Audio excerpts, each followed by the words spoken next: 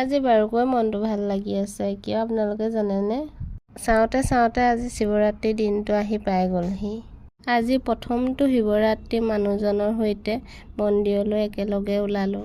যেতিয়া মনৰ ইচ্ছাৰে মনে ভবাৰ দৰেই মৰম লগা মানুহ এজন পাইছোঁ, আৰু তাতকৈ এজনী ছোৱালীৰ কি লাগে নহয় জানো? প্ৰত্যেকটো মুহূৰ্তত শিৱ বাবাই মোক লগ দিয়ে। মই যেনেকৈ শিৱ বাবাক কওঁ তেনেকৈ পাওঁ, আৰু মোৰ মনৰ আশাবোৰ পূৰণ কৰি দিয়ে। মই যেতিয়াৰ পৰা জনা হৈছিলোঁ তেতিয়াৰ পৰা প্ৰতিটো সোমবাৰে মই ব্ৰত ৰাখিবলৈ ধৰিছিলোঁ। প্ৰতিটো শিৱৰাত্ৰিতে গাখীৰ, পানী, বেলপাত, ধতুৰা ফুল এনেকৈয়ে দি আহিছোঁ। আৰু মই এটাই জানো, মোৰ যদি কিবা বেয়াও হয়, সেই বেয়া সময়খিনিত তেওঁহে মোক ভাল কৰিব পাৰিব। আৰু আপোনালোক কোন কোন জেগাৰ মন্দিৰলৈ গ'ল কমেণ্ট এটা কৰি জনাই দিব দেই। ঘৰলৈ উভতি যোৱাৰ সময়ত কাকা মিঠাই টোপোলা লৈ যোৱা অভ্যাস আছে বাৰু জনাবচোন। মোৰ সতে আছে দেই। মই লৈ ল'লোঁ এটোপোলা আৰু এতিয়া ঘৰলৈ যাওঁ।